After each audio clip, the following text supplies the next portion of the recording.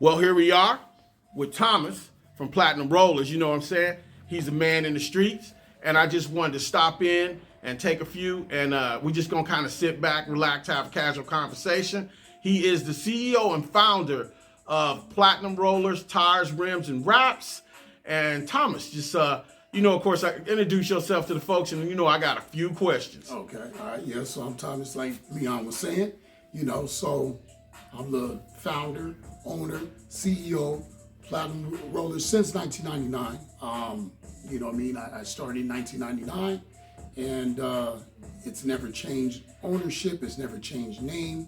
So we're definitely the OGs in the industry. So. Okay, Thomas. So I know you got your start early on because I'm going to tell you, I met you, I think back in like 1996. Right. You were working at Payless Tires on South 6 in Tucson. Yes, sir. And I will tell you, everybody in the street would say, hey, man, this is the man to go to. He's the guy that can put you on with the best wheels and tire deals. Right. You know what I'm saying? So I kind of want to know who kind of got you into that business and who pushed you towards it? Well, as a kid, I remember always being into cars. I had Hot Wheels.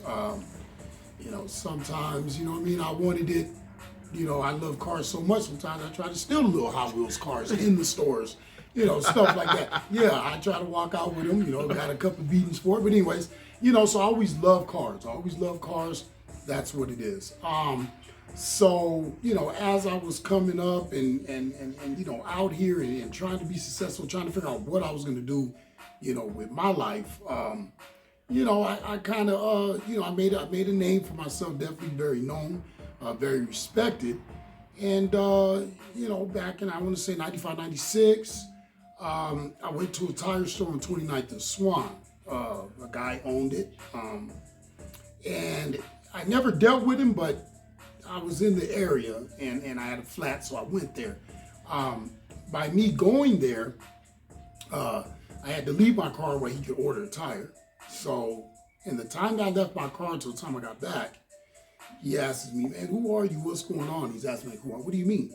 And he said, just your car is sitting here. There's been like 10 people that pulled up asking for it. Where am I at? What's going on here? I just told him, hey, it is what it is. I'm known. It is what it is. After that, him being a businessman, he says, hey, well, anytime you ain't doing nothing, you just want to stop by. Obviously he was looking at his business. So I took him up on that. I was out there moving around, so I would just go over there, and lo and behold, people just pulling in. Hey, Thomas, hey, what's up? Hey, what's going on? Well, what ended up happening is people began to believe it was my store. It was actually mine. So now they're actually pulling in and buying product, buying tires, buying wheels, all because they thought it was mine, all because they thought, I had something to do with it. Well, his name being Roger, he seen something I wouldn't really realize, and I didn't, to me it's just always been like that.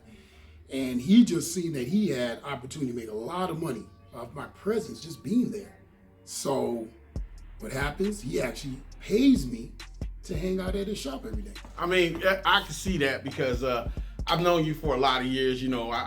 I have went from different jobs that I've had, especially working in the clubs. I mean, I have seen, when you pull up, a whole group of people pull up, like you said, looking for you, trying to make sure you in the spot, and let's just say this, the ladies definitely looking for you, trying to see what's up in the spot. My favorite part. There you go. You know what I'm saying? Like but that. we gonna leave that alone because that's a long conversation. That's a real long But we became really good friends, fast friends in those years, and you gave me some really good advice. I mean, I'm definitely older than you, but you always gave me some really good advice on how to move in this city and just move in life.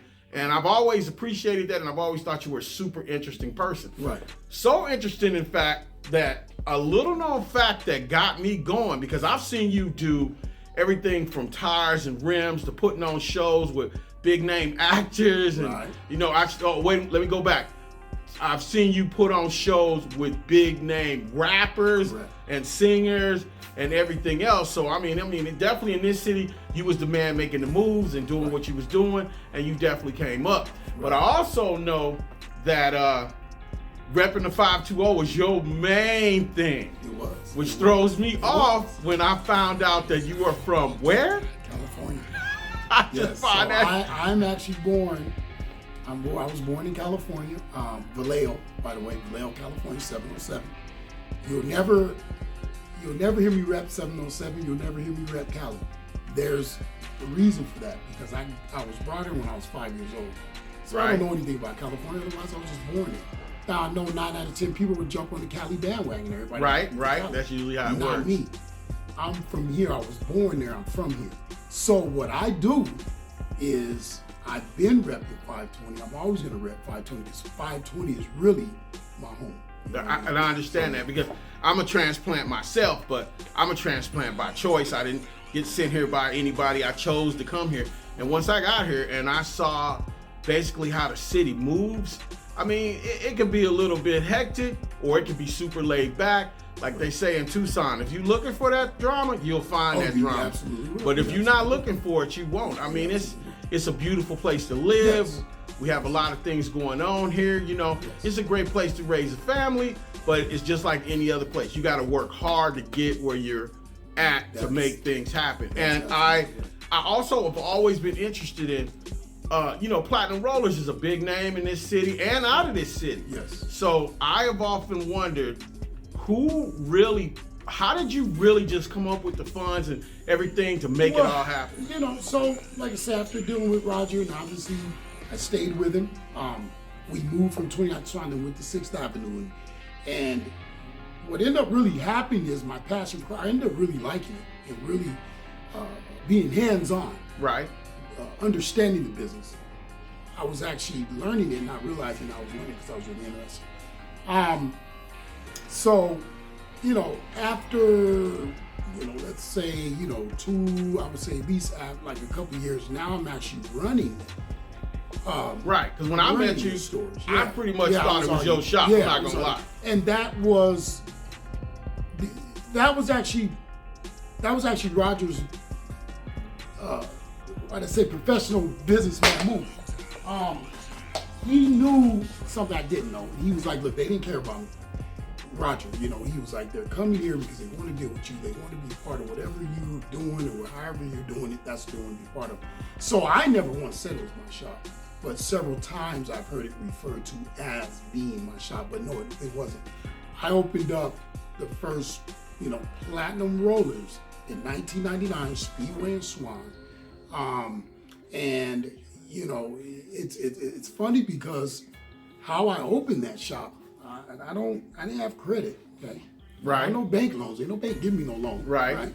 So basically, I had $8,000, Okay. and my grandma gave me 12. Okay. So I started Platinum with $20,000 with my grandmother's help. So without that, Platinum Rollers wouldn't even started. Oh, I mean, see, and that's what I'm talking about.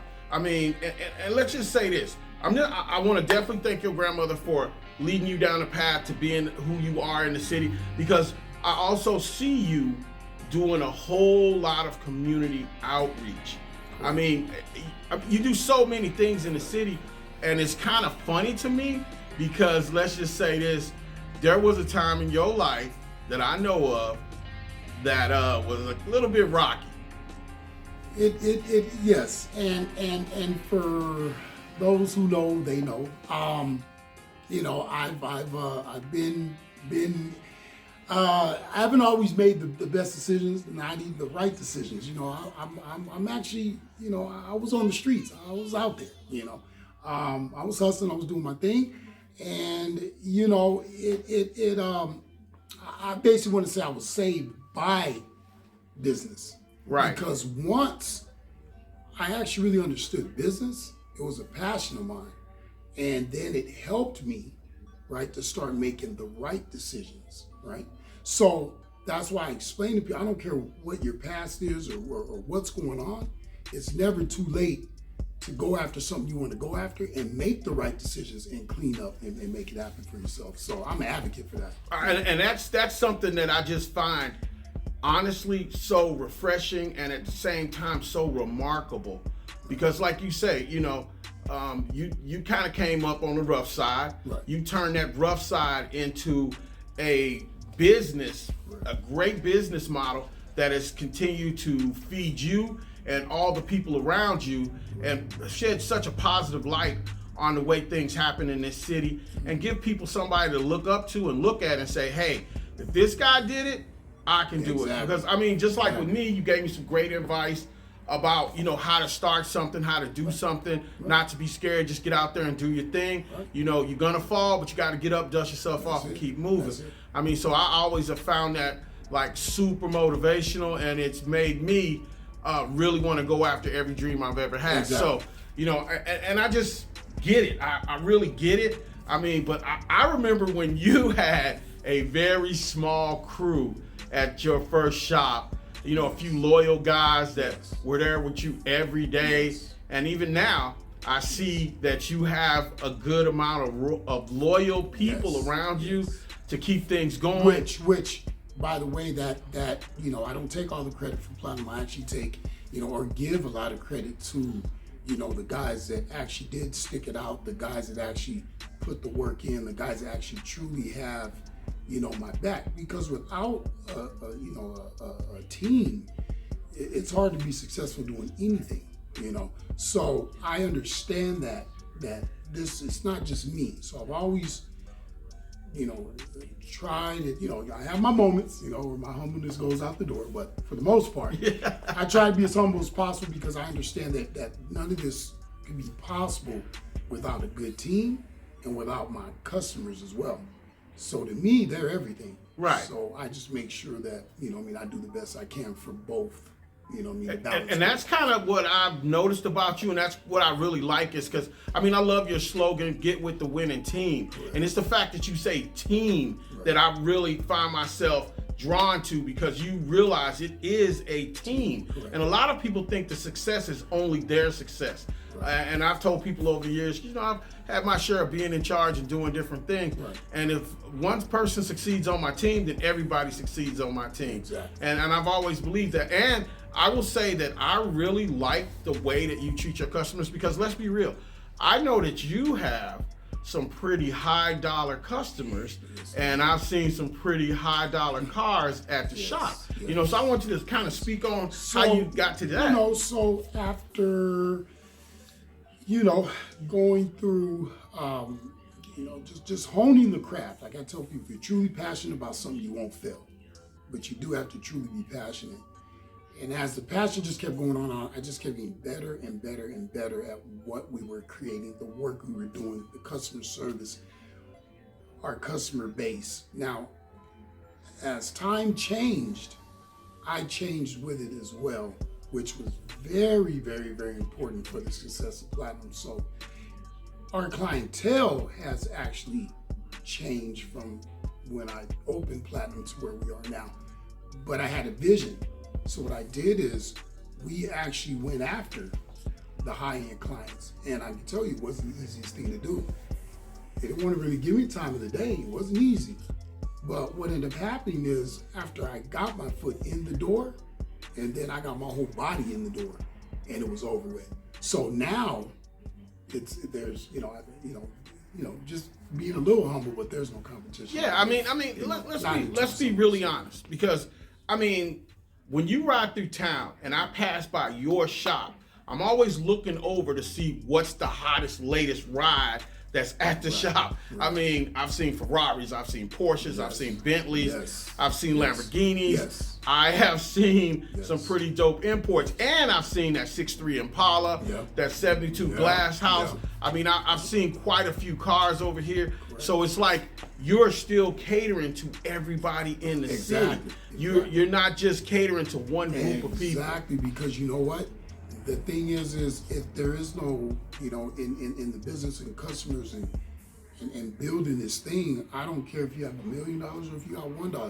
It doesn't matter to me. My thing is, if you want a service that I can provide you with and help you or whatever, give you some advice, help you along the journey, and then I'm gonna do that, So, my thing is, in the city, a lot of people don't really understand that there's a lot of money in this city, That's for sure. And I've actually, started pulling it out, and to be able to do it was a major accomplishment. But I'm gonna tell you, it wasn't just me that did it. Once again, it was the team also Right. out there rubbing elbows and also doing a great job that keeps drawing them in. Right. So our business now, most of our business now is all referrals. That's all this. And we get referred to by even other shops. They'll tell you in a heartbeat, you know what, if you just, for reals, this is their lane. This is what Platinum does. Right. Go over there. And so we're really blessed, and I'm really thankful. And I 100% understand that and agree with it, because there have been people that have come to me and asked me for certain services that, I know this is where you need to go. These are the people you need to deal with. But now I kind of want to get off the business aspect, Okay. get a little personal with Okay. you, because, Fair I have enough. never seen anybody that I can refer to as Evel Knievel like you, because I've seen you do from motorcycles to cars, Yes, to whatever. And let me just say this. Yes. You had an incident on a motorcycle that left me thinking you was not going to recover. Yes. And actually, 2 times. I've had 2 incidents. Twice? 2 times. Motorcycles, so as time, went, motorcycles became really popular, in my time. They're so popular now, but I'm just saying, as I went through what I was going through, there was a phase where everybody wanted a bike. Well, of course, everybody wants a bike. I had to have the nicest bike, which I did. I mean, it was chromed. I had this. This is way back. But anyways, and then we got to, a time where, I wanted to do stunts. I wanted to do wheelies and burnouts and all that. Yeah, you definitely wanted to do that. I didn't really ace it. I was okay, but I wasn't perfect at it. And I bit it a couple of times, and broke my wrist and took all the skin off my body. And and I've done this now. By the grace of God, I'm still here, because both times, I didn't have no helmet, and I'm tumbling and flipping in the middle of the street. I went through that, and that was part of being being young, being careless, kind of just Invincible, like young people think they exactly are. like they think they are. But I think the second time I bumped my head on that concrete, that was it. Yeah, I've seen you ride a bike since that was then. it. That was it. But see, that's that. You know what I'm saying? That's just like anybody else. Everybody has to come up. Everybody has to bump their head. Everybody has to Right, figure it out. right. Because no matter how much mom and dad tell you and grandmama tell you, you just don't want to listen. Right. So I got another little thing I want to ask you about, because it's something that and it's how I actually ran into you the first time after I got my wheels done at your shop. Okay. Well, at somebody else's shop Right. that you was running. Right, Let's okay. just say it like Correct, that. correct. So I noticed that you had a pretty large car collection. You know what I mean? Yes, that was a little envious. Yeah, I did, and I'm gonna say You I still always, do, I still actually. do. I always have. That's my passion of loving car. I really do. Like, I really love them. I can't get enough of them. But yeah, back then, the lowriders, they were everybody. That's what it was, right? So Yeah, I remember three-wheel South motion, Six. Dayton's. That was it. And of course, at one time, I had probably about 10 lowriders, and all of them were juice switched, every one of them. And I remember, when I had, the house that, I'm at, I used to actually stage them, where if you drove past my house, each lowrider was paused in a different way. One was on 3 wheels, one was on the side, one was pancake, one was locked all the way up, one was, the back down, the front up, and people really So enjoyed basically, that. you saying Families used to that you come were by. always been a Yes. showman, and you continue to be that. Yes. Because I will yes. admit to you, Yes. when you roll into a show or anywhere you're going where it's an occasion to really shine for the city and Right. for yourself and for your business, you really shine. I mean, Yeah. it's not Yeah, even we like to like make- people waiting for you to and, shine. yeah, and we like to make big entrances. Now, there's one thing that a lot of people know, but if you don't know, you don't know. But in 2007, Dub, right? They did their very first car show in Phoenix. This is 2007. Right. Their very first car show that they ever did in Phoenix. And we got prepared. We went down there. I mean, I had us all in matching suits, 520, because I've always repped 520, 520 platinum rollers. We went down there, we took 8 trophies and made the Dub Magazine book. Now, Until I'm not that gonna day, lie, we I had- remember that because Yes. that car to me was absolutely amazing. And I mean, I've been in the car game a long time myself. Right. And that car had TV screens under the hood. Yes. it was the first time Yes. I'd ever seen anything like that. Yes. That had to be one of the most beautiful BMWs Right. I'd ever seen. Right. It wasn't overdone. It wasn't underdone. It was just perfect for what it was. Right. I mean, you still looked at the car and it was a beautiful car, not just looking at all of the extra stuff that was on the car. It didn't take away from it. It just enhanced it more. Right. And that was, and now you have to understand, that was back in 2007. So for us to be able to make a mark, I remember I got asked at the Dove Show several times, where are you guys from again? Exactly. And I said Tucson. They said Tucson. What do you mean that Tucson? And that's something that I don't like. That's something that I will admit, being a transplant from a major city myself, Right. you know, my city is known, but I'm from Arizona. People ask me, like, where are you from? I'm from Tucson. Right. And I really love going around talking to people that are from Tucson, hence why we are having this deep conversation, because this is definitely something I want to put out there. I want the people to know that there are success stories in this city. Exactly. Phoenix is not the only place in Exactly. Arizona. Exactly. You know, LA, Hollywood, New York City, they're not the only people that get down. And with that being said, not only do I have several customers that come from Phoenix Right?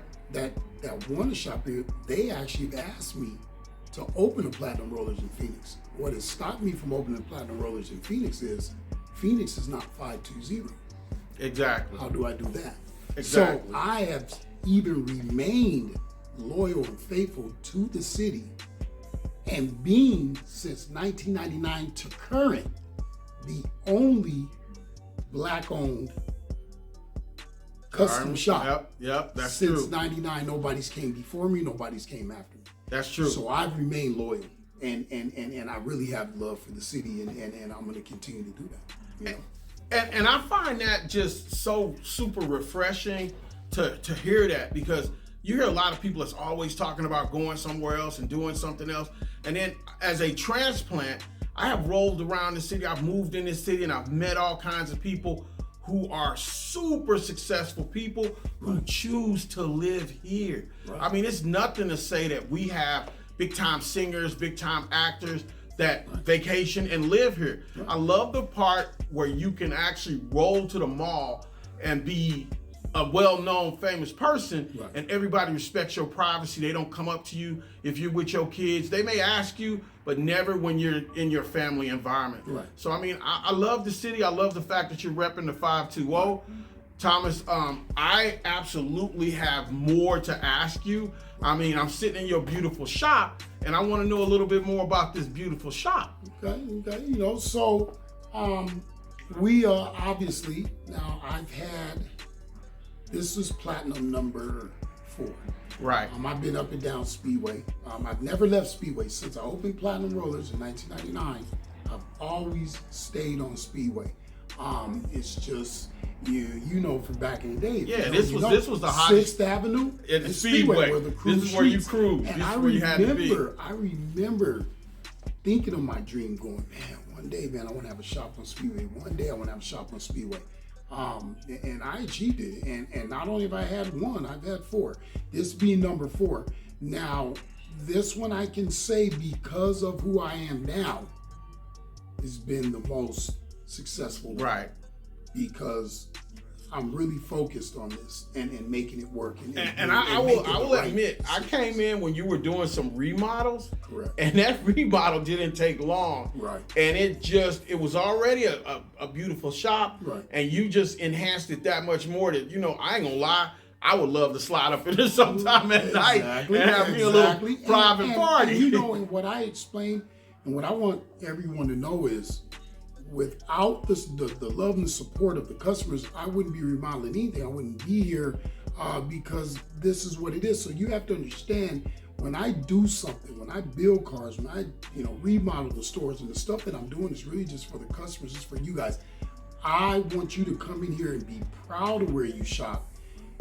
And I want you to see that I could take this. Remodeling is not cheap. Right. It is not.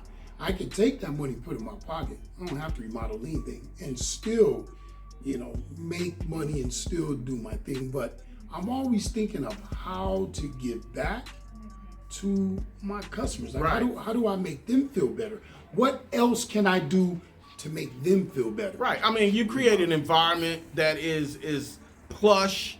It definitely shows your style. It definitely shows the products that you offer, Right. and it makes it into like a really chill club type environment. Because I mean, I can see somebody sitting in here smoking a cigar, and got a little glass of cognac just sitting here. Right, I can see that customer sitting here with the Jack, Right. Drinking the Jack and Right. Coke. I see the guy sitting there with a lady just giving him a little bit of champagne in his glass as he sits And back. that's the environment. That's what I want you to feel. Yeah. That's what I want you to feel like you can absolutely do, in my shop. Now, trust me, I've been around other stores and like I say, I can't lie to you until I'm impressed by any other shop than my own. Right. Not just because I own it, just because I see I got eyes, and knowledge, presentation.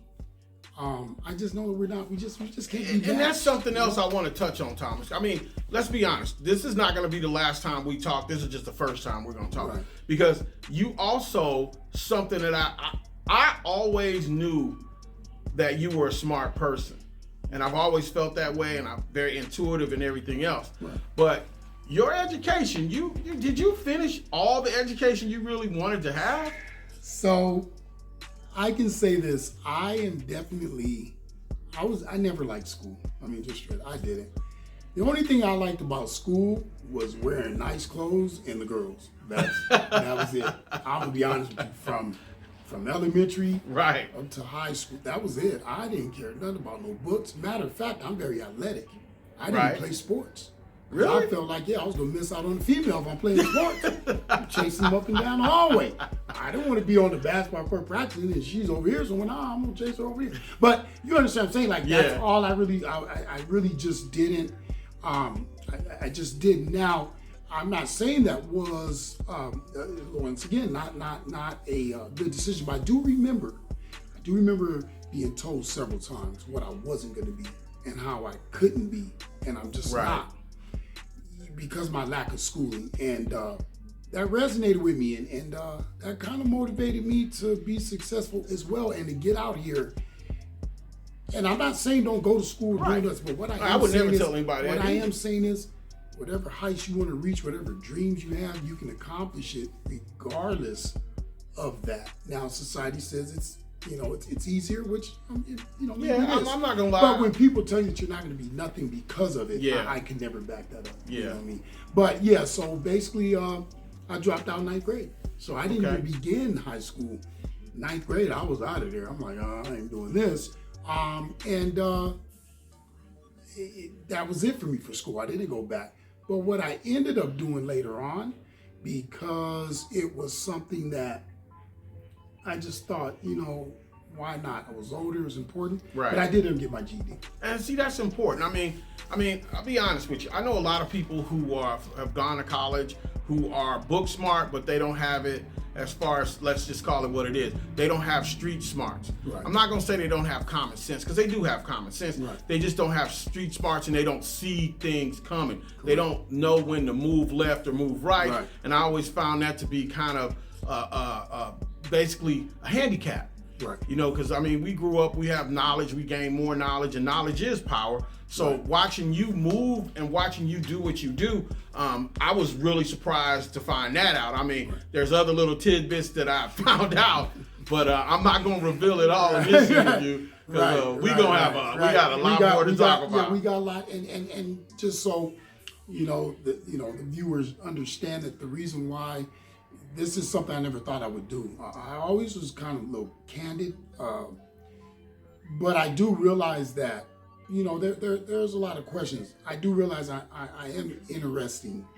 People want to understand, like, what is this all about? What is it? And I talking to you, I just said, I'm just going to be transparent, and I'm just I don't. You know what though? Because I'm gonna say what you're not gonna say. I find you, and a lot of other people find you, to be a very interesting person. And when you sit and you talk, I find it to be super interesting. But Thomas, we're going to wrap it up for now.